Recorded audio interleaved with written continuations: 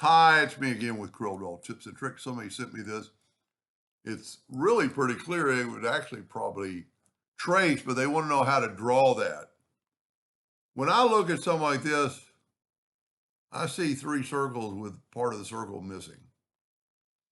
And to do this correctly, you want to take a circle, you want to make a duplicate, and you want to move this circle over to that quadrant.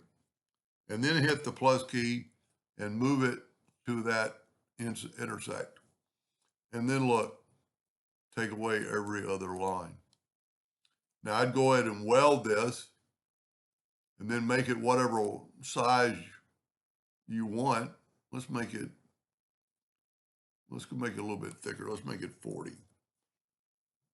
That's a little thicker than that, but I think they just want the idea, the design. That's pretty cool. Let's make it yellow, make it stand out with a black box effect. Object order back a page. The person that sent me this is probably kicking himself or herself. I'm going to quit saying gender because I get so many emails and requests, and I love them. I'm not saying too many. Keep them coming. I love figuring things out. But that's pretty cool and really, real easy. Hope that helped. Thank you for watching.